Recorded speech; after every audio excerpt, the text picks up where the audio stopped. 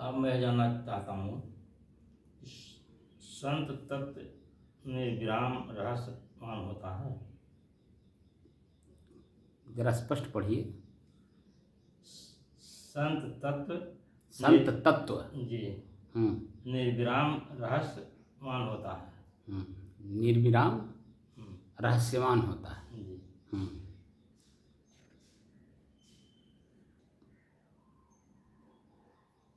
हो गया।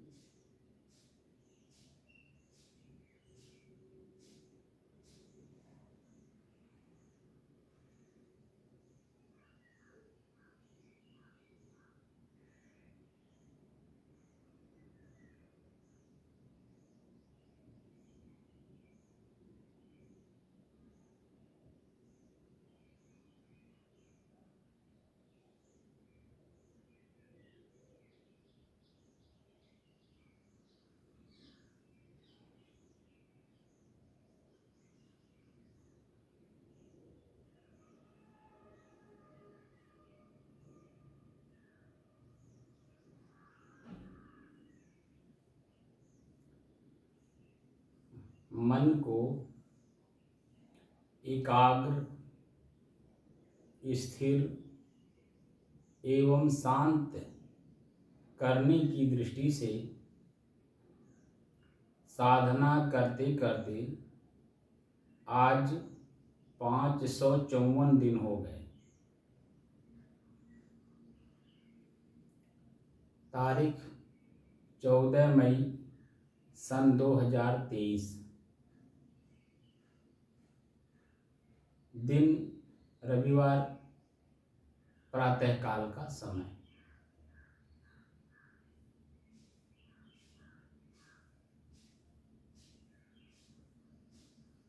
शब्द क्या है इसके बारे में आपको जानकारी है? दो अक्षरों का जोड़ को शब्द बनता है। वह तो आप किताबी बात कह रहे हैं, जी और नहीं मालूम। जो आप पढ़े हैं, जी जो आपको पढ़ाया गया है। शब्द वास्तव में ब्रह्म है। क्या है? ब्रह्म है। अब ब्रह्म क्यों है शब्द? क्योंकि प्रत्येक जीव अपनी भावनाओं को शब्द के माध्यम से ही एक दूसरे को जनाने, बताने और अनुभव कराने की दृष्टि से बोलता है। क्योंकि जो बोलता है वो अनुभव करके बोलता है, जो उसके मन में है, जो उसने देखा। अगर सुनने वाला भी उसी दृष्टि से उसे सुन रहा है, जानने की दृष्टि से जाना हुआ है, अगर वो जाना हुआ व्यक्ति है तो तुरंत उसकी भावनाओं को समझ जाता है कहना क्या चाहता है। अगर पहले से नहीं जाना है तो उसको जानने की कोशिश करता है। जब वो जान जाता है तब दोनों की भावनाएं एक हो जाती हैं, उसे ब्रह्म कहते हैं। आपने जो कहा मैंने सुना, क्योंकि मैं पहले वो काम कर चुका हूं इसीलिए आपकी बात तुरंत समझता चला गया, क्योंकि मैं भी किया हूं उस काम को। और मैं बोला, आप सुन रहे हैं, आप समझ रहे हैं, तो उसके अंत में कोई वाद विवाद आगे जाने की कोई जरूरत नहीं होती है। वही तृप्ति हो जाती है, दोनों एक हो जाते हैं। तृप्ति का मतलब दोनों एक हो जाते हैं जी वाद विवाद नहीं होता है, जी झगड़ा लड़ाई नहीं होती है, छोटा बड़ा वहाँ नहीं कोई होता है, वहाँ समझ हो जाती है, दोनों की समझ एक हो जाती है, इसीलिए वो वहीं समाप्त हो जाता है, उसके आगे कोई भी क्रिया नहीं होती है। तो शब्द ब्रह्म है, इसलिए कि हम एक दूसरे को जानने समझने और प्रयोग यानी अनुभव करने की दृष्टि से सब बोलते हैं। तो आपने जो प्रश्न पूछा, संत तत्व निर्विराम रहस्यवान होता है, यही प्रश्न है ना आपका। जी क्या ऐसा संभव है? आपका प्रश्न ही है, क्या ऐसा संभव है जी कि संत तत्व या क्या संत तत्व निर्विराम रहस्यवान होता है? जी तो शब्द ब्रह्म है, शब्द के बारे में सदगुरु कबीर साहब बहुत बातें लिखे हैं, जो मैं आपको सुनाता हूँ। 2-4 साखियाँ सुनाने के बाद तब आपको बताता हूँ।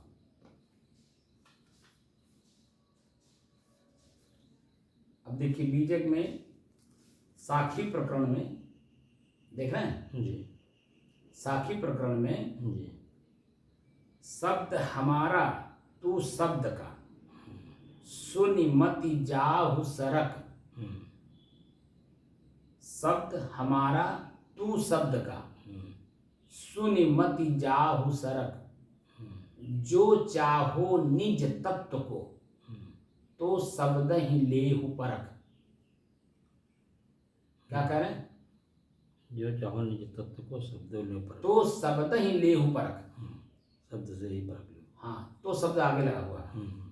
जो चाहो निज तत्व को तो शब्द ही लेहु परख। आगे क्या लिखते हैं? शब्द हमारा आदि का शब्द बैठा जीव। अब फूल रहन की टोकरी घोरे खाया घीव। इसका मतलब क्या हुआ? अभी सबका मतलब बताऊंगा, पहले शब्द के बारे में क्या क्या बोल रहे हैं उसको सुन लीजिए पहले। शब्द हमारा आदि का शब्द बैठा जीव। फूल रहन की टोकरी घोरे खाया घीव। शब्द बिना सुरति आंधरी कहो कहाँ को जाए। अद्वार न पावे शब्द का फिर भटका खाए।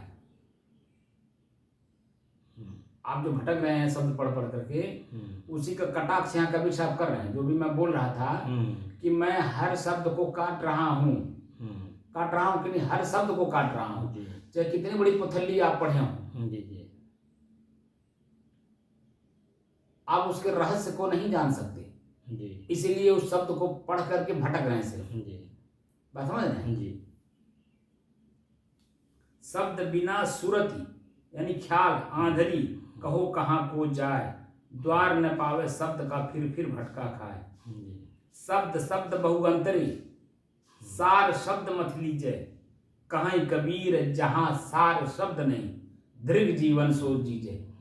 धिक्कार है उस जीवन का, उसका जीना व्यर्थ है जहां उसके जीवन में सार शब्दों का संग्रह ना हो। शब्द मारा गिर पड़ा शब्द छोड़ा राज। और जिन जिन शब्द विवेकिया तिनका सरिगौ काज। सरिगौ मतलब बनी गौ। जो शब्द का विवेक किया, 1000 शब्द में एक शब्द बना करके अपना जीवन यापन करता है, उसका जीवन ही वास्तव में बनता है। शब्द हमारा आदि का पल पल कर हो याद। ठीक है, ये बीजक है, इसी बीजक में ये सारी बातें लिखी हुई हैं। शब्द हमारा आदि का पल पल कर हो याद। अंत फलेगी माहली ऊपर की सब बात।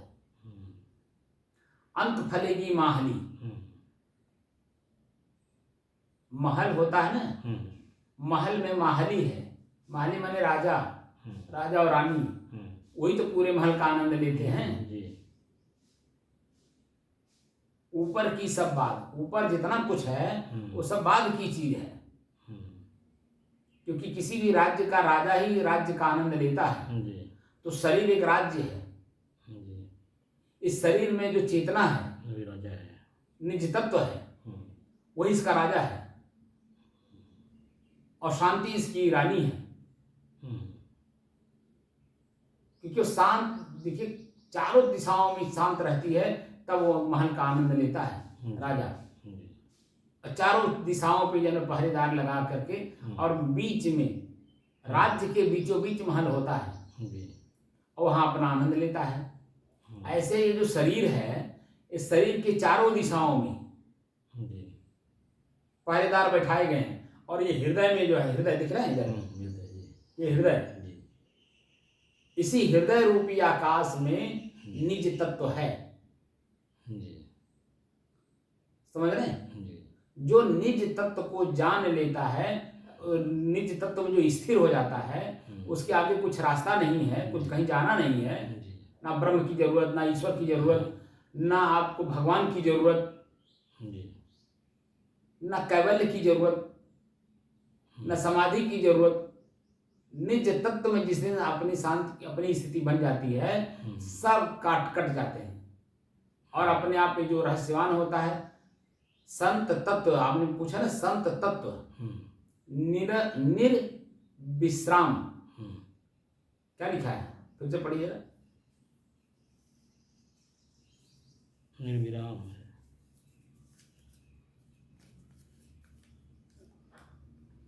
संत तत्व निर्विराम रहस्यवान होता है। तो निर्विराम है ना, एक होता विराम। विराम का मतलब होता है वहां उसके आगे कोई रास्ता नहीं है।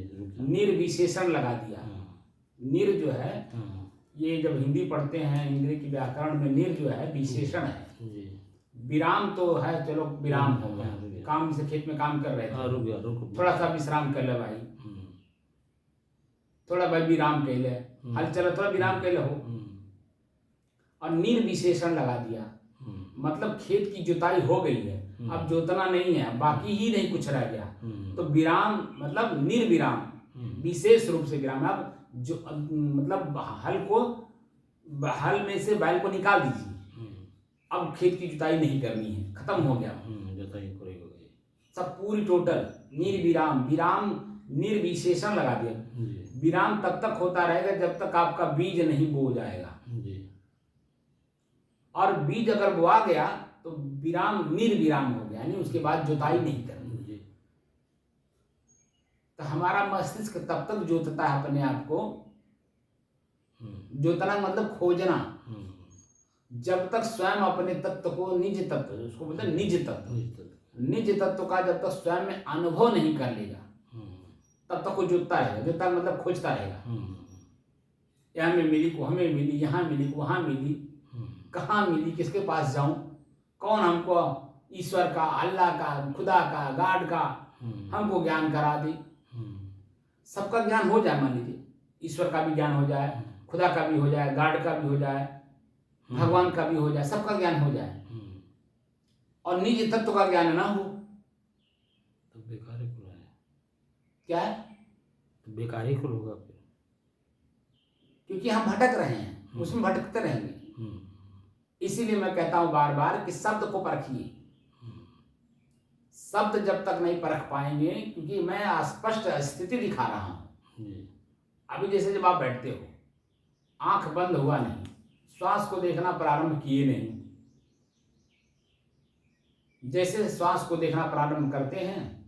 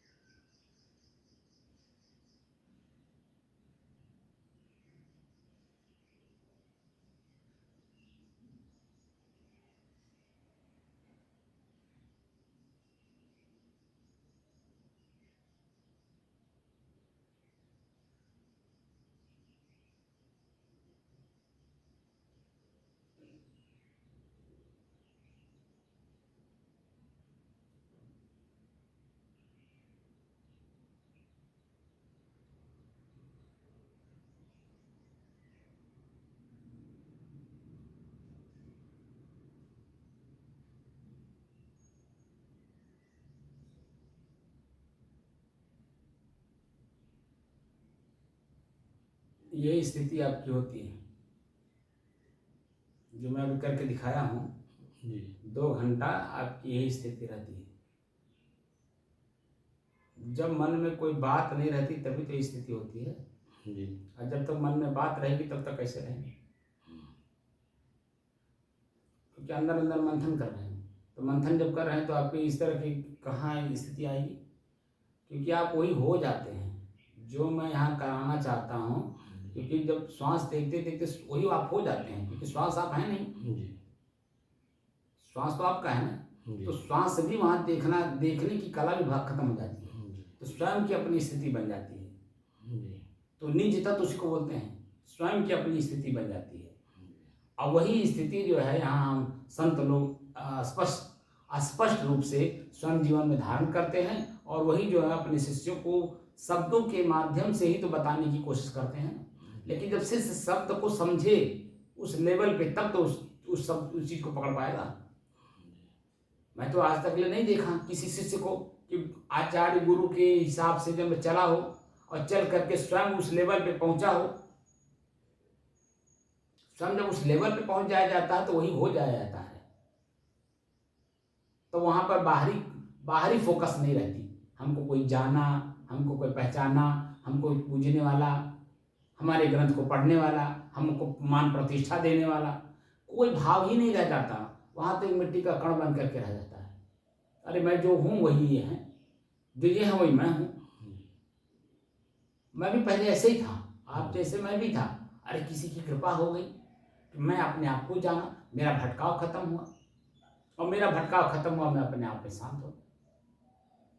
तो निर्विशेषण लगाया, स्वयं की स्थिति एकदम मजबूत हो जाने के बाद की स्थिति है। संत तत्व निर्विराम होता है। एक तो विराम होता है, निर्विराम विशेषण लगा दिया, और विराम है ही नहीं, एकदम उसकी जीवन एकदम शांति स्थिति रहती है। भाई कोई काम करेंगे तो काम करने के अंत में तो उसी को तो विराम कहेंगे। यहाँ काम है ही नहीं है, खाली एक ही काम है, अपने आप में मस्त रहना। तो अपने आप में मस्त रहने के लिए भूख सहन होना चाहिए। धीरे धीरे भूख सहन होने लगता है। नींद, धीरे धीरे नींद भी जो निद्रा हमारे बस में हो जाती है। प्यास भी हम अपने आप को अपने कंट्रोल में कर लेते हैं। हर स्थिति हमारे शरीर की हमारे कंट्रोल में होती है। हम जब चाहेंगे तभी हमको नहीं जा सकती है, जब हम चाहेंगे तभी हमको भूख लगेगी, जब हम चाहेंगे तभी हमको प्यास लगेगा। ये स्थिति होती है स्वयं निज तत्व में जाने की, क्योंकि ये जो सब प्रकृति के हैं, प्रकृति की ये शरीर जो प्रकृति है, जब कोई इसमें कमी महसूस होती है तभी आपको महसूस कराता है। पानी तत्व का कमी हुआ तो प्यास कर आपके ओंठ पे आपको प्यास का अनुभव करा देगा, अंदर से भी अनुभव कराएगा कि प्यास लगा है। तो पानी की खोज में आप जाएंगे। तो पानी की खोज, पानी जब आप महसूस हुआ और पानी जब तक मिल ना जाए तब तक आप उसके लिए परिश्रम करते हैं कि नहीं, चलते हैं कि नहीं? तो वो जो जिस समय में पानी का अनुभव हुआ और जब तक पानी मिला नहीं तब तक कितनी छटपटाहट होती है, पीड़ा होती है कि नहीं? तो वो जो स्थिति है वो हमारी अपने निज तत्व से परे हो गई, यानी आम आदमी बन गए। जैसे आम आदमी जब पानी बिना छटपटाता है वैसे हम भी छटपटाने लगे। तो हमारी छटपटाहट और आम आदमी की छटपटाहट में क्या अंतर है? इसलिए जब यहाँ जो निज तत्व को जान जाता तो पानी प्यास जो है हमारे बस में हो जाती है। तो पानी जब तक मिल नहीं जाएगा तब तक हम उद्यम करते हैं, लेकिन छटपटाहट नहीं होती है, अंदर से पीड़ा महसूस नहीं होती है। ठीक है, मिल गया तो अच्छी बात है, नहीं मिला तो कोई बात नहीं। तो उस समय में पानी जैसा भी हो, वर्तमान में जैसा पानी हो दिखाई देता, हम उसी को फिर खराब पानी भी है उसको हम स्वच्छ बना लेंगे। ऐसा कई जगह उदाहरण आता है। हमारे विशाल देव जी थे, उनकी जीवनी में आता है कि उनको प्यास लगा था, शिष्य लोग पानी लेने गए, आने में लेट कर दिए।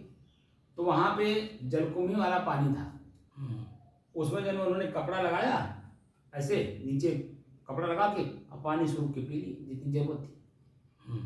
तो ये कपड़ा क्या है, छानने का काम करता है, छन्नी है, और उसमें कई परत लगा करके पानी उन्होंने मुंह में खींच लिया, सारा कचरा नीचे रह गया, पानी शुद्ध ऊपर आ गया। ऐसी स्थितियां भी उनकी जीवनी में लिखा हुआ है।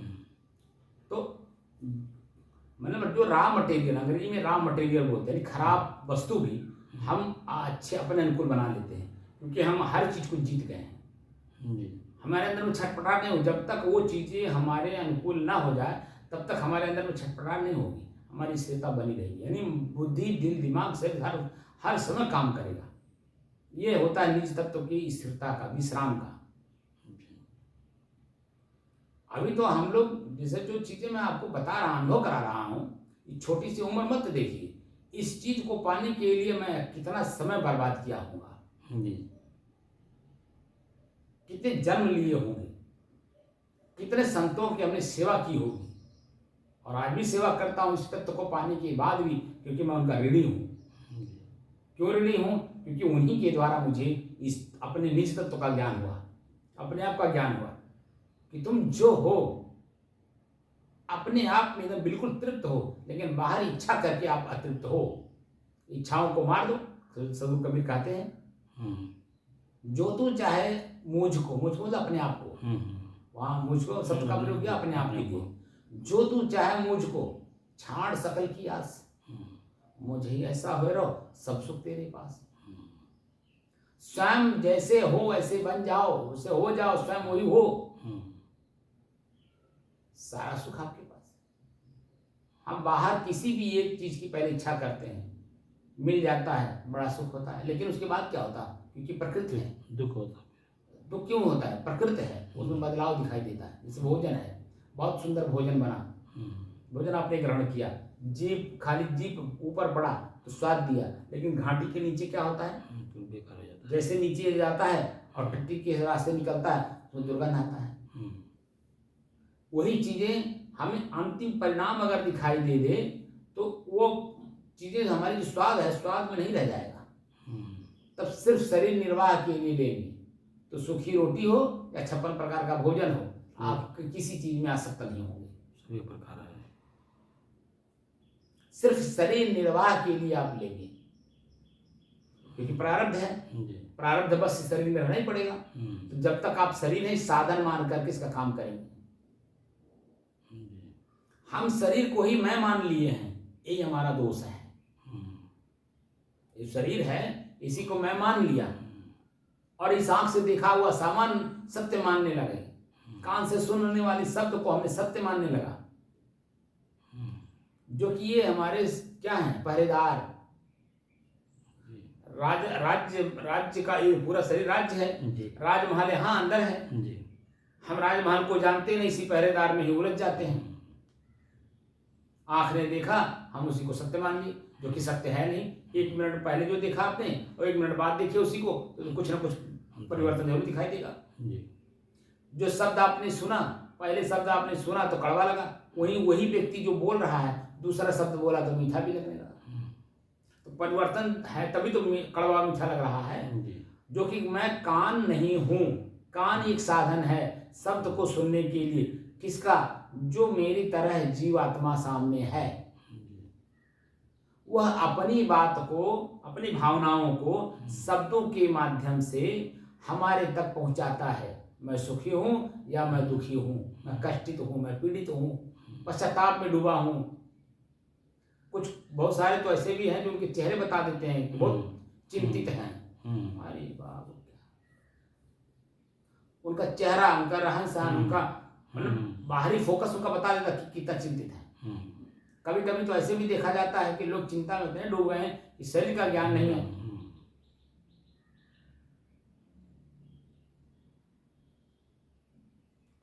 भ्रमें चढ़ जाती है। तो इसका मतलब है कि आप स्वयं अपने शरीर के लिए दोषी हैं। हार्ट अटैक जो होता है इसी कारण से होता है। ब्रेन हेमरेज होगा तो बार बार आप किसी चीज को, उसी को पंच कर रहा है आपका मन। ब्रेन हेमरेज नसें तो हैं, जैसे नली हो, नाली 2 इंची की हो, अब पानी का फोकस उसमें 3 इंची 4 इंची का दे दीजिए तो नली मैंने वो पाइप फटेगा कि नहीं फटेगा? ऐसे हमारी जो नली तो है, नसें क्या है? नली ही तो है, पाइप ही तो है। सर्कुलेशन पूरे शरीर के लिए प्रकृति ने, यानी शरीर के जो बनावट है वो अपने बनावट में चलता है। हम उसको अपने बनावट में रहने नहीं देते। ज्यादा सोच लेते तो ब्लड प्रेशर बढ़ने लगता है, और इतना ज्यादा सोच लेते कि नस अपने आप फट जाती है। तो वही तो ब्रेन हेमरेज है, वही तो हार्ट अटैक है। जी तो दोषी कौन है? हम स्वयं हैं कि नहीं? जी स्वयं। किसी बात, जिस बात को लेकर के हम चिंतित हो रहे हैं या दुखी हो रहे हैं या पीड़ित हो रहे हैं या पश्चाताप या आत्मग्लानि में डूबे हुए हैं, वह स्थिर है नहीं, वो परिवर्तनशील है। तो परिवर्तनशील की चीजें परिवर्तित दिखाई नहीं दे रही हैं, इसीलिए हम उसी एक ही चीज को मान करके काफी चिंतित हो जाते हैं। जी और चिंतित होने के कारण हम जो चीजें हमारे जीवन में नहीं होना चाहिए वो हो जाता है, क्योंकि प्रकृति है। जी प्रकृति से आप छेड़खानी करने लगे ना, प्रकृति से आप छेड़खानी करने लगे तो प्रकृति आपको पटक देती है। जैसे भोजन आप करते हैं तो जब गले तक ठूस के खा लेंगे बड़ा स्वादिष्ट लगा, और फ्री मिला है, गले तक ठूस के खाए, उसके बाद उल्टी दस्त किसका होता है? क्या स्वाद जो स्वाद लेने के खाए थे, जब उल्टी होती तो क्या वो स्वाद देता है? कष्ट देता है नहीं देता है? तो क्या जो आप चबा के स्वाद ले लेके खाए थे, जब भी बाहर हो जाता है, बाहर होने के बाद जब शरीर हल्का सा रिलैक्स होता है, तो जो सामान गिरा है आपके अंदर का, क्या वापस उसको अंदर लेते हैं? नहीं। क्यों नहीं लेते हैं? तो वो भी तो स्वादिष्ट है, हो जाता है। वही चीज है जो स्वादिष्ट स्वाद आपने लिया था। ये परिवर्तन दिखाई नहीं देता ना, हमारा मस्तिष्क इस परिवर्तन को देख नहीं पाता है। शरीर से निकली चीज क्यों? क्योंकि वो स्थिर अपने आप में नहीं है। प्रकृति और पुरुष दोनों का ज्ञान नहीं है, जड़ और चेतन का ज्ञान नहीं है। जड़ अपने आप में स्थिर है, वो कहीं हिलता डुलता नहीं, अपने आप में वो चलता रहता है, प्रकृति का नियम है। पानी पानी ही रहे तो देखिए स्थिर रहेगा, लेकिन वो लहर आता है तो क्यों आता है लहर? हवा के कारण। हवा तेज चले इसलिए लहर है।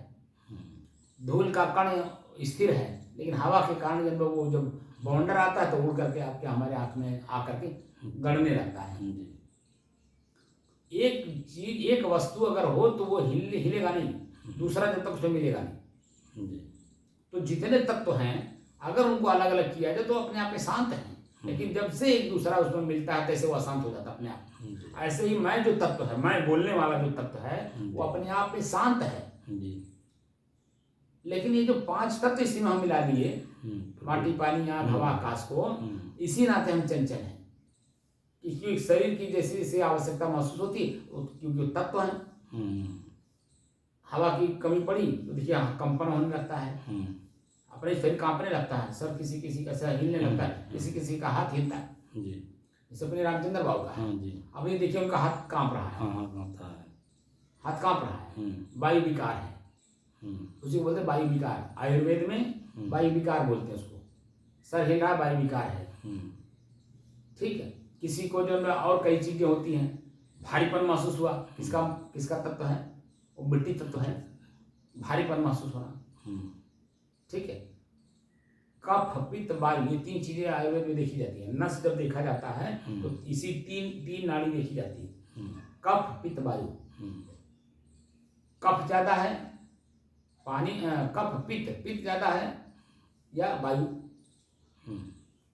ये 3 तत्व को जब बैलेंस रहते हैं तो आपका जीवन सामान्य चलता है। लेकिन इन तीनों में जैसे इधर उधर कुछ हुआ तो आपका शरीर असामान्य हो जाता है, तो इसी में आप पीड़ित रहते हैं, क्योंकि ये शरीर मैं हूं ऐसा मान लेते हैं। और इसीलिए पहले से जानकारी दी रही कि शरीर मैं नहीं हूं, ये शरीर मेरा है। मेरा का मतलब मेरे से अलग है, तब तो मेरा है। और मैं अलग हूं, जब तक मेरा और मैं का अंतर नहीं जान जाएंगे, वो भी चेतना के आधार पे, यानी प्रयोग के आधार पे। जैसे आप अलग हैं, मैं अलग हूँ। आपको मैं समझ रहा हूँ कि आपका मन अभी भी भ्रमित है, लेकिन मैं अपने आप में स्थिर हूँ, इसीलिए मैं बार बार आपको टोकता हूँ, रोकता हूँ, और घंटों जब मैं आपको समझाने की कोशिश करता हूँ कि ताकि ये भ्रम दूर हो जाए। जब भ्रम दूर होता है तभी तो आपकी स्थिति ऐसी बनती है।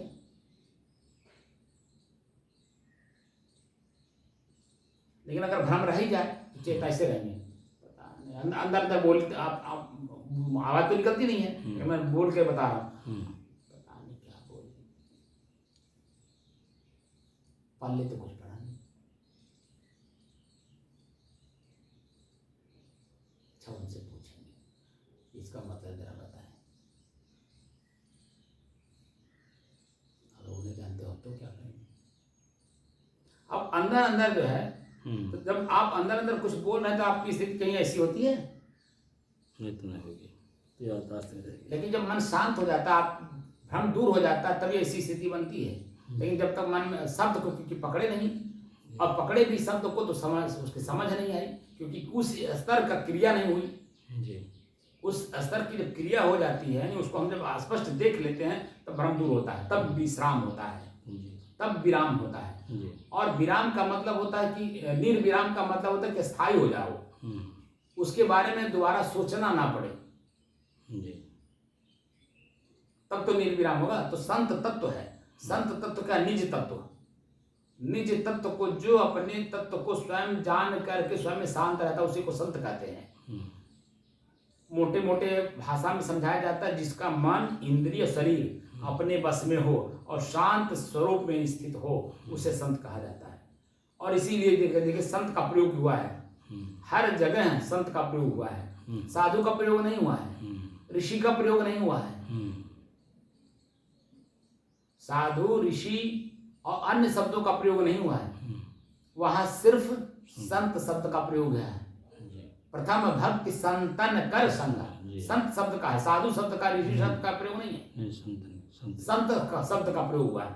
इसीलिए शब्द को पकड़िए, कबीर इसीलिए कहते हैं शब्द ब्रह्म है, शब्द को पकड़ने का अभ्यास करिए और शब्द, हर एक शब्द के बारे में जानिए। इसीलिए कबीर कहते हैं एक एक निर्वारिये, एक एक चीज को निर्वार करिए, एक एक निर्वारिये जो निर्वारी जाए,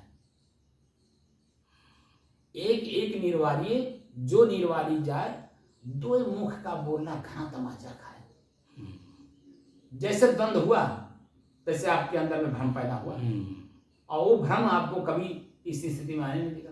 अरे सामान्य स्थिति इसमें नींद नहीं आने देगा, तो इस स्थिति में कहाँ जाने देगा। जैसे मन में द्वंद्व रहता है तो रात में नींद आती है। पारिवारिक जीवन में आप देख लीजिए, आध्यात्मिक जीवन की बात तो छोड़ दीजिए, पारिवारिक जीवन में ही अगर द्वंद्व मन में है तो रात भर नींद नहीं आती है। जब नींद नहीं आई तो अपने, और यहाँ तो वही नींद ही को यहाँ निज तत्व कहा गया है, क्योंकि हर व्यक्ति अपने निज तत्व में जाता है, प्रतिदिन 4 घंटे अपने निज तत्व में रहता है, लेकिन उसको आभास कराया नहीं गया। स्वयं का आभास तो है नहीं, लेकिन गुरु भी उस तत्व का आभास कराया नहीं। ये जो नींद अवस्था है, ये तुम्हारी अपनी निज अवस्था है, इसी अवस्था में तुम्हें वापस लौटना है, इसी को भरपूर बने पर्याप्त मात्रा में बना लेना, पूरी जिंदगी उसी में खपा देना। ये जो बाहर का तुम आप देख करके, सुन करके, चख करके चल रहे हो, इच्छा कर रहे हो, तुम्हारी स्थिति नहीं है, ये तुम्हारी स्थिति को कमजोर करते हैं। जीव का स्वाद आपके अपनी स्थिति को कमजोर करता है, बार बार उसी को याद करेगा और बार बार उसी की याद कर करके कहाँ मिले, कैसे मिले, किस रूप में मिले, ये प्रश्न डाल देगा आपके। तो कहीं शांत रहने देगा। तब हिरण की तरह है, हिरण दूर देखता है, समझता है कि पानी है, दौड़ के वहां जाता है, देखता है पानी नहीं, फिर दूसरी तरफ देखता है तो देखता है पानी है, फिर वहां दौड़ के जाता है। ऐसे भटक भटक करके वो प्यास से बिना मर जाता है, तृप्त हुए बिना मर जाता है प्यास के कारण, क्योंकि भटक रहा है, क्योंकि ऊपर देख रहा है। नीचे देखता है तो समझ में बात आती, बात समझ में, लेकिन ऊपर देखने से भटकाव है। इसीलिए ऊपर देखने का मतलब आप किताब पढ़ लिए, इनके सुन लिए, उनके सुन लिए, ये ग्रंथ पढ़ लिए, वो ग्रंथ पढ़ लिए, वो ग्रंथ पढ़ लिए, या में ये लिखल बा, में ये लिखल बा, में ये लिखल बा, भ्रम हो जाएगा। इसीलिए कबीर कहते हैं एक एक निर्वाणी, निज तत्व ही निज स्थिति है, स्वरूप स्थिति है, आत्म स्थिति, ये शब्द का प्रयोग हुआ है। लेकिन आपको कैसे पता चलेगा कि निज स्थिति, आत्म स्थिति, स्वरूप स्थिति जी कैसे समझ में आएगा? जब तक प्रयोग करने वाला, सिखाने वाला व्यक्ति जब तक खुद प्रयोग में ना हो और खुद उसकी स्थिति में न गया हो, तो कैसे समझा? पर्यायवाची कैसे बता देगा? शब्द पर्यायवाची हम पढ़ते हैं, उसमें भ्रमित रहते हैं, लेकिन जो गुरु है उसको पता है कि कौन सी स्थिति किस समय में लागू की गई। कुरान में भी है, क्या है वहां पर, जिसे यहाँ हम लोग आत्मा कहते हैं, उसे वहां रूह कहते हैं, अंग्रेजी में उसी को सोल कहते हैं, ठीक है, और उसी को हम लोग आत्मा कहते हैं। तो जब हम पहले तो अपने आप को जान लिए, 10-12 सालों में स्वरूप स्थिति हमारे गुरु जी बार बार कहते थे, और उसी में हम लोग रात भर अपने स्वरूप में रहते थे। 10-12 साल तक लगातार एक ही कबीर साहब के सहज स्वरूप स्थिति का ज्ञान हमने किया है। और जब मैं संस्कृत पढ़ने गया, जब शब्द के बारे में जानकारी होने लगा, तब मेरे दिमाग में बात आई, हो वहाँ एक शब्द आता कूटस्थ का। कूटस्थ का मतलब जिसके ऊपर हर काम होता है। नसुहा, उसी को हम लोग क्या बोलते थे पहले? नसुहा, नसुहा, नसुआ। हमारे यहाँ कुछ और कहते थे, खूंटा या ठेहा, ठेहा कहते थे। ठेहा या खूंटा, खूंटा पे बाल ले हो, खूंटवा वहीं बाल ले हो, माने उसी पे सब काम होना। तो कौन है? तो नीच तत्व ही तो है। स्वयं मैं हूँ, इसलिए हर काम हो रहा। मैं शरीर में न रहो तो कोई काम होगा? आंख देखेगा, पहचानेगा, कान सुनेगा, समझेगा। मैं शरीर में न रहूं, क्या आंख अपने आप में देखेगा, पहचानेगा? क्या कान जो है अपने आप में सुनेगा? वो तो मैं इसमें हूँ, मैं इसका प्रयोग कर रहा हूँ। अब मैं इसका प्रयोग करके मैं किस दिशा में जा रहा हूँ, ये तो मेरे ऊपर निर्भर करता है। शांत हूँ कि उतावले में हूँ कि उच्छृंखल हूँ, तमाम शब्दों का प्रयोग हो जाएगा। चंचल हूँ क्योंकि मैं अपने आप में स्थिर नहीं हूँ, इसलिए। जब मैं अपने आप को जान रहा हूँ, इन लोगों को जान रहा हूँ, तो आंख से देख करके मैं भ्रमित नहीं होऊंगा, यानी आकर्षित नहीं होऊंगा, उसके पीछे पीछे नहीं दौड़ूंगा। क्योंकि मेरी शांति की स्थिति वो खुद भंग करना चाहता है। वो रूप है, वो अग्नि का रूप है, जलेगा, आपको भी जलाएगा। रूप जो होता है अग्नि का, अग्नि तत्व का है। शब्द जो है वह वायु तत्व है। तो वायु देखिए हमेशा चंचल है, तो शब्द सुन करके भी चंचल रहेंगे आप। तो ये जो स्थिति है हमारी स्वयं की, ये स्थिति बिल्कुल स्थिर है। जो संत तत्व है, जो आपने प्रश्न किया, संत तत्व जो है वो निज तत्व है। और निज तत्व में जब तक हम स्थिर ना हो, स्वयं शांत ना रहें, तब तक जो अंदर हम निर्विश्राम में कैसे जाएंगे, विराम में कैसे जाएंगे? क्योंकि उसी का उसका रहस्य सत्य ही जानते हैं, सबके बस का नहीं है। तो संत बिरले कोई होता है। साधु तो बहुत लोग होते हैं, हजारों लोग होते हैं, करोड़ों लोग होते हैं। ऋषि भी जन्म हजारों की संख्या में है। ऋषि माने रिसर्च करने वाला, खोज करने वाला। साधु मतलब है साधना करने वाला, वही रिसर्च करने वाला। ब्रह्मचारी जो अपने शरीर को अपने बस में कर, ब्रह्म को जानने का, यानी ब्रह्म माने बड़ा। बड़ा कौन है? आपका चरित्र। व्यवहार में अगर देखा जाए, बड़ा कौन है? आपका चरित्र। आपका चरित्र अच्छा है तो आप ब्रह्म हैं, आप बड़े हैं। आपका चरित्र जरा सा भी उसमें डामाडोल हुआ, आप बड़े पद पर हो। पद जो होता है, पद की गरिमा अगर वो रखता है तो बड़ा रहेगा। लेकिन पद पे बैठा है और उसका चरित्र सही नहीं है, तो क्या होगा?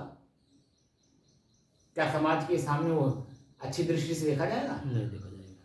वो पद पर जब तक रहेगा, उसकी सीमा है, उस तब तक ये समाज इंतजार करेगा। और समय सीमा के बाहर होते ही वो अपने आप जिस वहां से हटते हैं, उनकी कोई कीमत नहीं रहती है। लेकिन जो चरित्रवान होता है, वो पद पे हो चाहे पद पे ना हो, उसको अपने आप में जनता जैसे हम लोग हैं, हम लोग समाज के किसी पद पर नहीं है। कोई पद बता दीजिए, न चपरासी हैं, न बाबू हैं, न अधिकारी हैं, न हम डीएम है, न एसपी हैं, न कमिश्नर है, न आईजी है, न हमारा कोई पद है। लेकिन चरित्र है जो हम बोलते हैं, सोचते हैं, जो सोचते हैं वही बोलते हैं, और जो सोचते हैं और बोलते हैं वही हम करते हैं। पद तो आपका संत पद है नहीं? संत पद यहाँ सामाजिक दृष्टि से कोई पद नहीं है। सामाजिक दृष्टि से कोई पद नहीं है। पद लोग लगाते हैं, तो आप भी पद लगाते हैं क्या? संत नहीं, संत पद नहीं है। संत शांत स्थिति को कहते हैं, वो तो स्वयं में रहा जाता है, सामाजिक कोई स्थिति नहीं। उसी को जब हम आपके सामने प्रदर्शित करते हैं, आपके सामने उसको हम जब बोलते हैं, तब आपको लगता है कि जैसे आप भी हमको टटोलते हैं ना, हर तरह से जब टटोल लिया जाता है तब संत का पद दिया जाता है। ऐसे नहीं मिल जाता है। और कौन देता है? यही समाज हमको परखता है कि साधु बन गए हैं, मैंने सब कुछ छोड़ दिए, तो किस पद पर हैं, किस लेवल पे हैं।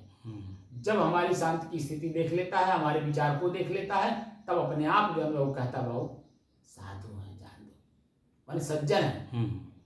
वहां भी संत नहीं कहता, सज्जन है। तो शांति संत की स्थिति जो उस लेवल पे अपने आप को ले जाएगा, वो समझेगा। आम पब्लिक नहीं समझती है। जैसे हम अभी बाहर निकलते हैं, हमारी शांति स्थिति कोई परख पाता है? कोई नहीं कि हम शांति स्थिति में हैं।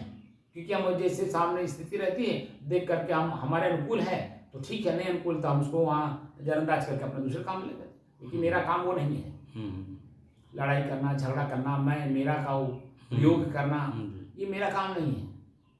मेरा काम है शांत रहना, और शांत रह करके दूसरे चंचल व्यक्ति को शांत का प्रेरणा देना कि जो तुम कर रहे हो तो इसमें तुमको लास्ट में अशांति मिल जाएगी, बाहर का लाभ जरूर मिल जाएगा, करोड़ 2 करोड़ मिल जाएगा, पूरे विश्व का विश्वपति बन जाओगे, लेकिन मन अशांत का अशांत ही रह जाएगा, क्योंकि वो चंचल करने वाली चीज है ही, वो खुद चंचल अपने आप में, और उसको पाने वाला व्यक्ति क्या शांत होगा? चंचल होगा। स्वयं को जब तक नहीं पाओगे तब तक आपकी शांत की स्थिति नहीं बनेगी। और स्वयं को जानने के लिए सबको त्याग करना पड़ता है। तो त्याग कैसे किया जाता है? छोड़ना त्याग नहीं होता है, मन से उसकी यथा स्थिति जानना त्याग होता है। जैसे भोजन स्वादिष्ट हो और अपनी भूख बहुत तेज लगी हो, और उस समय में अगर कंट्रोलिंग पावर है कि हमको 2 रोटी का भूख है, हम 1.5 रोटी खा रहे हो, भले कितना स्वादिष्ट हो, 1.5 रोटी खा रहे हो, तब हमारी स्थिति अच्छी है। 1.5 के जगह पे 2 के जगह पे 1.5 करने के बजाय हम उसको 2.5 कर दिए, 3 कर दिए, 4 कर दिए, 5 कर दिए, 6 भी लोग कर देते हैं। ऐसे से भी लोग हैं। तब बता दीजिए गले तक जब ठूस के खाए तो जो शरीर है ये प्रकृति है, और प्रकृति अपने नियम के विपरीत जाने नहीं देगी।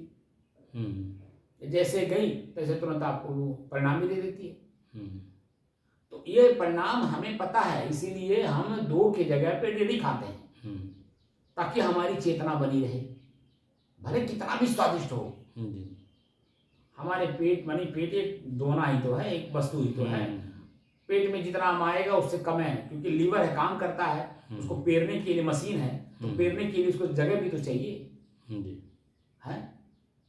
अब जैसे हमारे चक्की है, उदाहरण दिया चक्की का, डोंगा है, डोंगे में गेहूं डाल दिया जाता है, पूरा भर दिया जाता है, लेकिन डोंगे से निकलने वाला जो गेहूं छेद है उसको पूरा थोड़ी छोड़ दिया जाता है, 4-4 दाना 6-6 दाना लगातार गिरने के लिए, क्योंकि वो जो चक्की है जो चलती है उसको जब पूरा बराबर पाएगा तभी तो पीसेगा। अब पूरा खोल दिया जाए तो वो चक्की जाम हो जाएगा कि वो चलेगा, दर्रा भी नहीं बनाएगा, जाम कर देगा, क्योंकि भर भर पूरा एक ही बार गिर रहा है, वो ऐसे खड़ा ही जाम कर देगा, दर्रा भी नहीं बनाएगा। बात समझ रहे हैं कि नहीं? तो जाम कर देता, जो हमारा लीवर है ज्यादा भोजन देने से जाम कर देता, तो पेरेगा कहाँ? तो रस कैसे बनाएगा? खून कैसे बनेगा? जब रस और खून नहीं बना तो पीप कैसे बनेगा? पीप बना तो जन्म आपका मज्जा कैसे बनेगा? मज्जा नहीं बनेगा तो वीर्य कैसे बनेगा? एक सिस्टम, एक स्टेज है। और जब तक वीर्य नहीं बनेगा तब तक आपके शरीर की ताकत कैसे आएगी? चाहे वो व्यवहारिक काम करिए, चाहे आध्यात्मिक काम करिए, चाहे विषय वासना में जाइए, हर जगह एनर्जी का काम करता है। और एनर्जी आपके शरीर में है ही नहीं, वीर्य शक्ति है ही नहीं, तो आप बता दीजिए क्या ये शरीर क्या काम करेगा? इसीलिए कहा जाता है कि हर चीज को देखकर, जानकर और समझकर तब उसको प्रयोग करें, और बिना देखे, बिना जाने, बिना समझे अगर प्रयोग कर रहा है आदमी होते हुए भी शैतान है। वही आदमी शैतान भी है, वही आदमी संत भी है।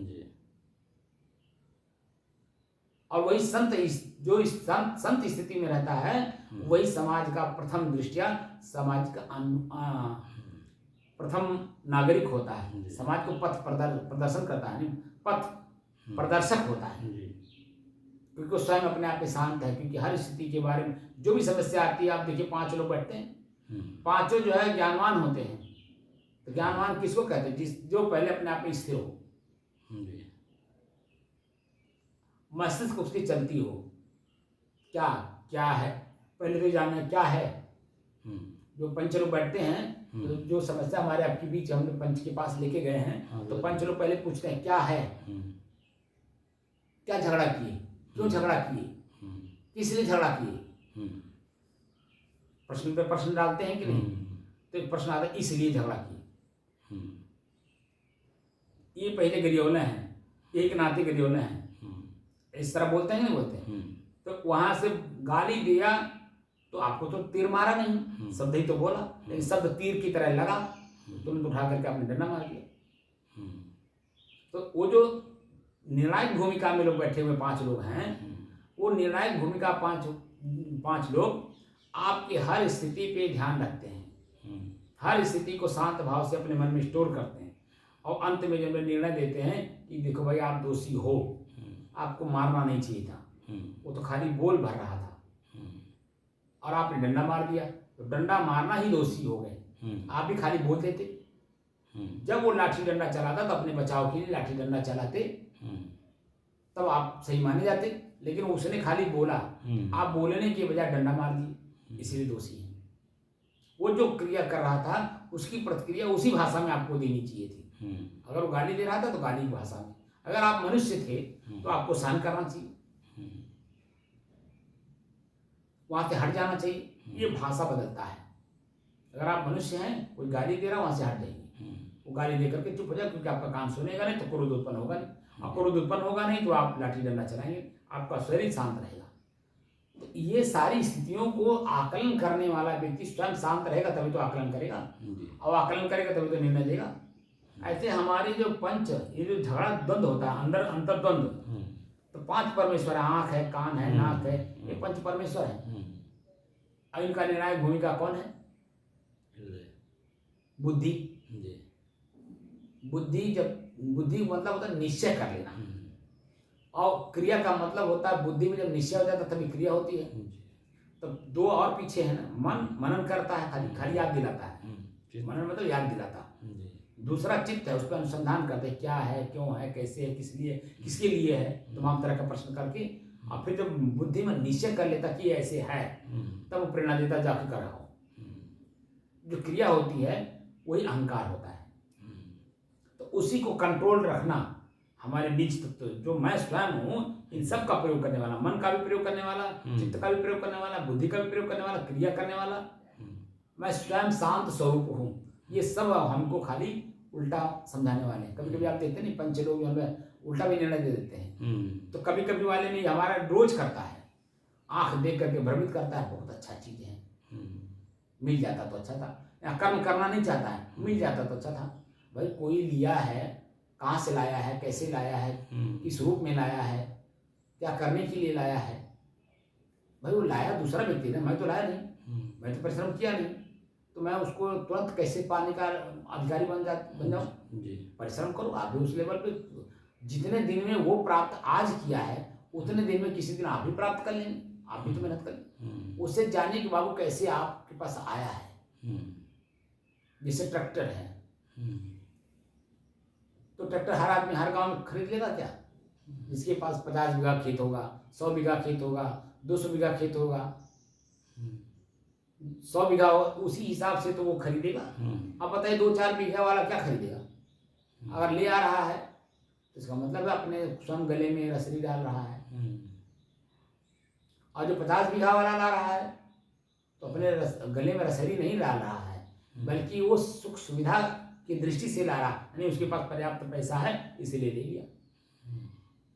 100 बीघा और ज्यादा पैसा उसके पास, तो एक की जगह 2 रख लिया, क्योंकि उसमें डीजल भी तो लगेगा, पेट्रोल भी तो लगेगा, डीजल लगेगा, ड्राइवर लगेगा, जोताई तमाम समय लगेगा, तो वो उसको मालूम है इसीलिए ले रहा। लेकिन 5 बीघे वाले को क्या है? 5 बीघे वाले को तो लोग, जो ट्रैक्टर बेचने वाले लोग हैं, वह उनको मोटिवेट करते हैं, आप ले लीजिए, आपको लोन पे मिल जाएगा, आप इतना कमाएंगे महीने का, इतना जमा करते रहेंगे, इतना आपका लाभ होता रहेगा। ये मन में आपके डाल देते हैं और आप लोग बस उसमें खरीद लेते हैं। अब वैसा कर आप पाते नहीं है, और जब कर नहीं पाते हैं तो वो अंत में खींच के ले जाता है कि नहीं, आपकी बदनामी करता है कि नहीं। जहां आप थे उससे भी नीचे गए कि नहीं? बोलिए, सामाजिक ख्याति आपकी कम हुई कि नहीं हुई? मानसिक टेंशन बढ़ा कि नहीं बढ़ा? तनाव का कारण आप स्वयं बने कि नहीं बने? स्वयं पहले 50 बीघा खेती का जमींदार बनिए और इनका माप सोर्स बढ़ाइए। आराम से एक ट्रैक्टर लेना है तो कम से कम 3 ट्रैक्टर का कीमत आपके पास हो, तब एक ट्रैक्टर आप खरीदिए, ताकि आपके मन पर, शरीर पर, समाज पर दबाव ना पड़े, परिवार पर दबाव ना पड़े। ये मतलब बिजनेस का नियम है। 3 रुपया हो तब जो है आप जाकर, वैसे तो 5 रुपया है, बिजनेस में कम से कम 5 रुपया होना चाहिए। अगर 1 रुपया आप लगाना चाहते हैं तो 5 रुपया आपके पास एक्स्ट्रा होना चाहिए, क्योंकि 1 रुपया फील्ड में जाएगा, इसको टर्नओवर कहते हैं। दूसरा आपके खाते में होगा, ठीक है। तीसरा आपके दुकान में होगा, सामान में होगा। इस तरह 5 रुपया है, और 1 रुपया जो है पर्याप्त मात्रा में 2 रुपया आपके खाते में होना चाहिए, ताकि मान लीजिए टर्नओवर में, मान लीजिए कि हम गए कामना करके कि फला आदमी के पास इतना पैसा हमारा है और उसको हमें लाना है, और वहाँ गए तो पता चला किसी का देहांत हो गया। अब वहाँ कैसे बोलेंगे आप? पता चला किसी का एक्सीडेंट हो गया, हाथ पैर टूट गया, कैसे बोलेंगे आप? तो जो पीछे जिसको आपको देना है वो तो आपकी स्थिति तो नहीं जानता, वो तो सीधे आपसे लेना चाहता है। तो आपके पास पैसा रहेगा तो दबाव नहीं महसूस होगा, तो तुरंत आपको काम कर लेंगे। वो जब समय आएगा देगा, वो तो आपका ही है, वो देगा ही। लेकिन यहाँ जो दबाव आपके ऊपर मानसिक टेंशन में बढ़ रहा था, वो मानसिक टेंशन नहीं होगा, क्योंकि आपके पास है, उसको दे करके वहाँ से माल मंगा लेंगे।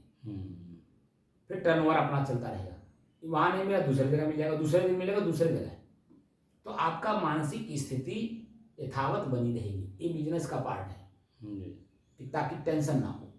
और टेंशन में ही जो है सारा brain haemorrhage, heart attack, blood pressure, sugar वगैरह जो है, ये चिंता के कारण हो रहा है। और चिंता जब आपके जीवन में नहीं रहेगा, ये वो आप सामान्य, क्योंकि स्थिर है, तो स्थिर व्यक्ति ही ऐसा काम कर पाता है, चंचल व्यक्ति नहीं कर पाता।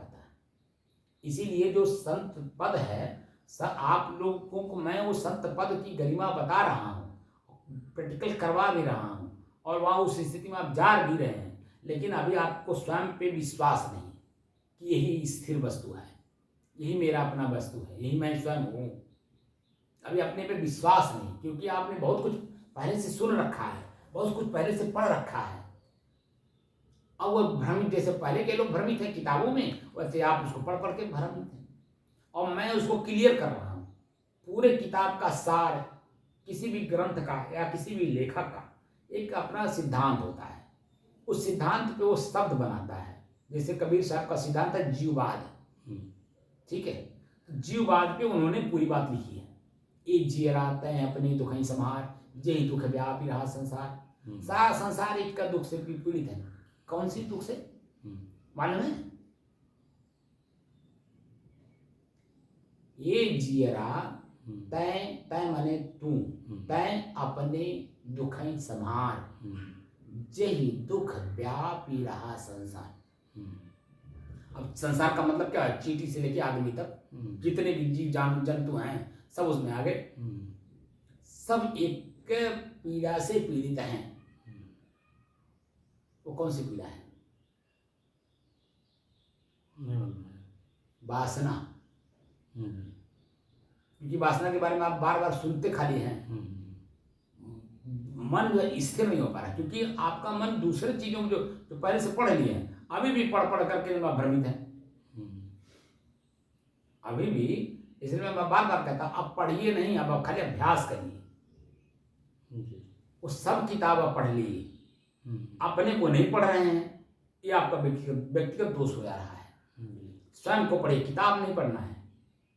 2004-5 में 5 या 6 रहा, मैं लखनऊ गया। पुलिस डिपार्टमेंट के एडीजी थे, उनका नाम था रतिराम। उनके मुख्यालय पे हम लोग मिलने गए। हम थे, हमारा एक संत था विशंबर दास, तो विशंबर दास से उनसे परिचय था, हमारा कोई परिचय नहीं था। तो हमको ले गया, विशंबर दास ले गए हमको। गए वहाँ तो हम लोगों को, क्योंकि जितने नीचे से ऊपर लोग जाते हैं पद से, उतना खाली रहते हैं, कोई काम नहीं रहता है, खाली सिग्नेचर करना होता है। तो उनके पास काम तो कुछ था नहीं, बैठे थे काफ़ी समय। तो हम लोगों को काफ़ी समय लिए, तो चर्चा चला दिए, आत्मा, परमात्मा, ईश्वर, ब्रह्म, ये वो तमाम तरह के शब्द प्रयोग किए। तो मैं उनको किताबी, मतलब यहाँ लिखा, मैं तो अनुभव था ही, लेकिन मैं किताब के माध्यम से इसलिए बता रहा था कि यहाँ ये चीज़ें लिखी हुई हैं, ये सत्य हैं। क्योंकि मैं बीजा की बात करता था, कबीर साहब की बात करता था। तो उन्होंने कहा, महाराज जी किताबी ज्ञान हमको मत बताइए। बहुत पॉइंट की बात उन्होंने हमसे कहा। किताब तो आप उतना पढ़ते भी नहीं होंगे, आपके पास समय भी नहीं होगा, क्योंकि आप चूल्हा फूकेंगे कि किताब पढ़ेंगे। भाई वो जानते थे कि संत लोग जब अपने रोटी बना के खाए में जरा पूरे समय बर्बाद हो जाता है, तो पढ़ाई कहाँ करेंगे? एक तो अनपढ़ होते भी हैं साधु ज़्यादातर, गांव में ज़्यादातर जो लोग साधु होते हैं अनपढ़ होते हैं। लेकिन वो चरित्रवान होते इसलिए पूजनीय होते हैं। वे चोरी नहीं करते हैं, बेईमानी नहीं करते हैं, दूसरे की माँ बहन बेटी नहीं ताकते हैं, दूसरे के जमीन जायदाद अपने नाम नहीं कराते हैं, इसलिए उनको लोग मानते हैं।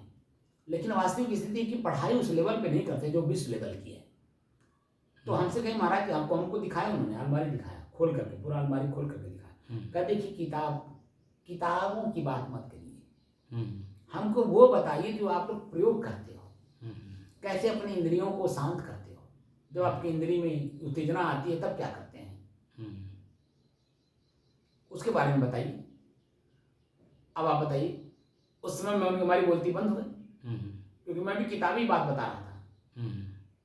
उनकी बात मुझे महत्वपूर्ण लगी कि वास्तव में ये बहुत बड़ी बात कह रहे हैं कि जब तक अनुभव की बात ना हो प्रज्ञा, तब तक किताब का कोई मतलब नहीं है।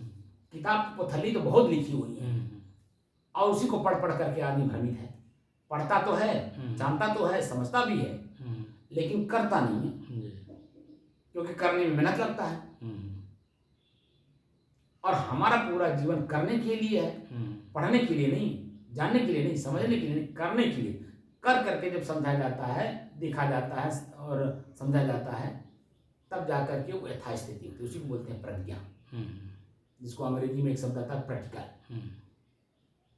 जब तक हम लैब में जो थ्योरी हम क्लास में पढ़ते हैं, ठीक है, क्लास में मास्टर किताब के माध्यम से ही थ्योरी पढ़ाते हैं, ब्लैक बोर्ड पे लिख करके हमको समझाते हैं, और समझ जाने के बाद जब जान जाते हैं कि बच्चे समझ गए, तब उसको लैब में ले जाकर टेस्ट कराते हैं। तो जब तक लैब में वो टेस्ट सही ना उतरे, तब तक वो जो ब्लैक बोर्ड पे हमने पढ़ा, देखा, जाना और समझा, वह सही माना जाएगा जब तक वो सही वहाँ उतरे नहीं। लैब में मालूम हो जाएगा, वही में मालूम पड़ता है या तो मास्टर गलत है पढ़ाने वाले, या तो पढ़ने वाला बच्चा विद्यार्थी गलत है। कहीं कहीं दोनों में कम्युनिकेशन गैप है, अंतर आएगा।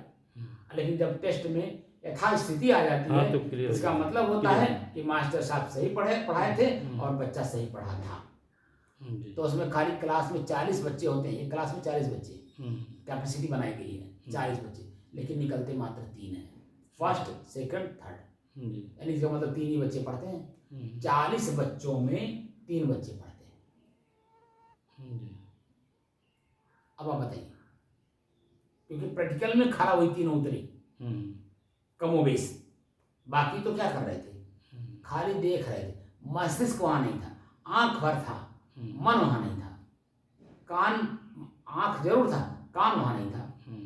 जब अंदर चेतना नहीं है, मतलब चेतना मतलब शांत स्थिति नहीं है, तब तक पूरी बात कैसे देखेंगे और पूरी बात कैसे सुनेंगे, क्योंकि मन चंचल है, अंदर से मन चंचल है।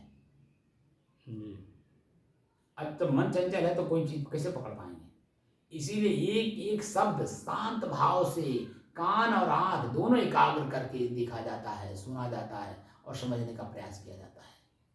अगर नहीं समझ में आई तो दोबारा प्रश्न करके, गुरु जी ये समझ में बात नहीं आई, मास्टर साहब ये बात समझ में नहीं आई, सर जी ये बात समझ में नहीं आई,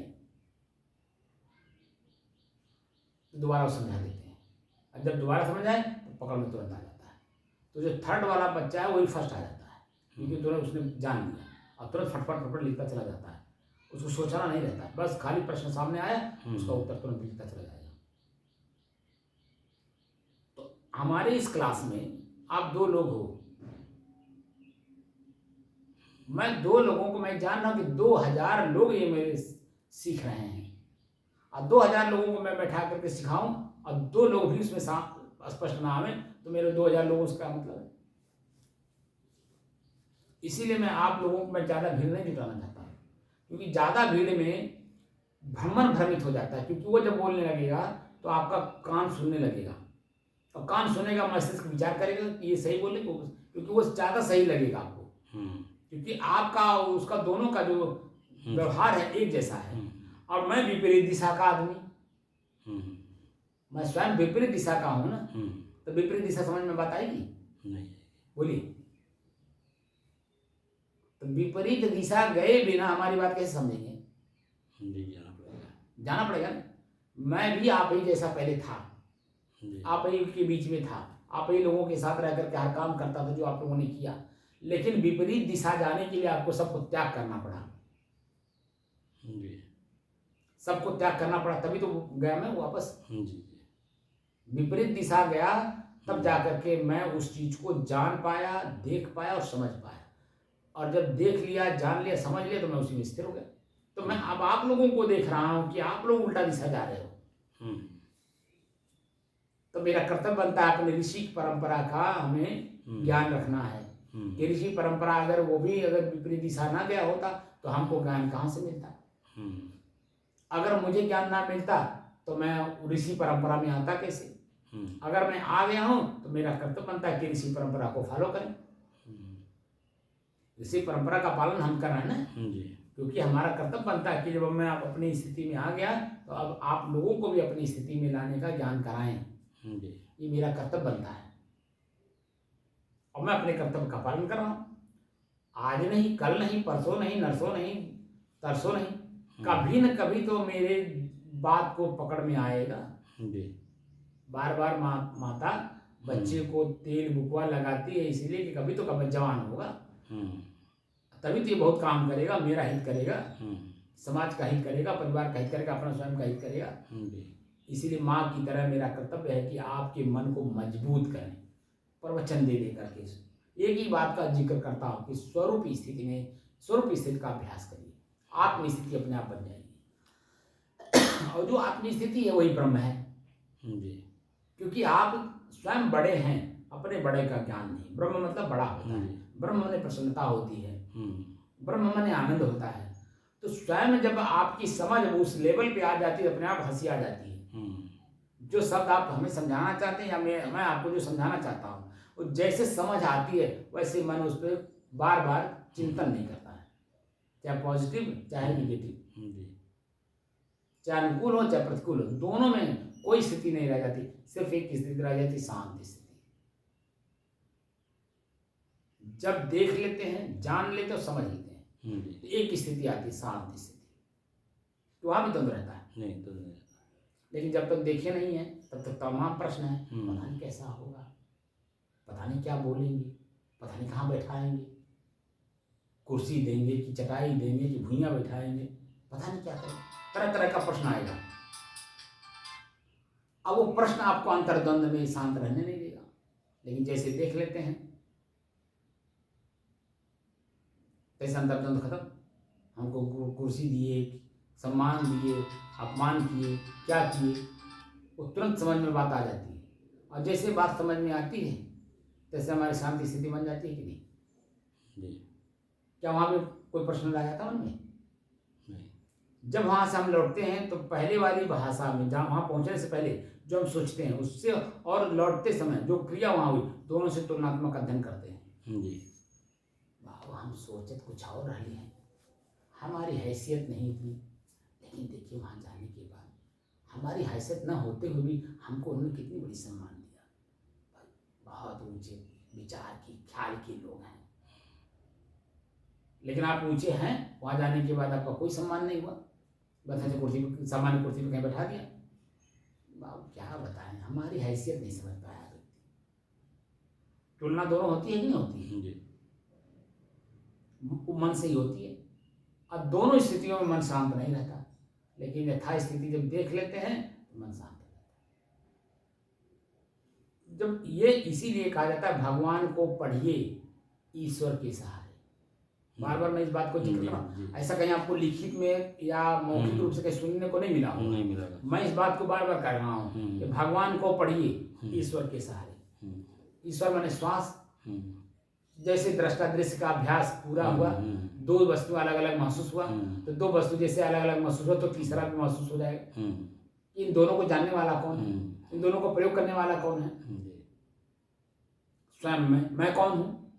मैं दोनों का दृष्टा हूँ, साक्षी हूँ। दोनों में कौन गलती कर रहा है? गलती ये कर रहे हैं। सही कौन कर रहा है? ये कर रहे हैं। दोनों गलती और सही को, दोनों को सही कर दिए, हम अपनी जगह पर सही रहे, शांत रहे।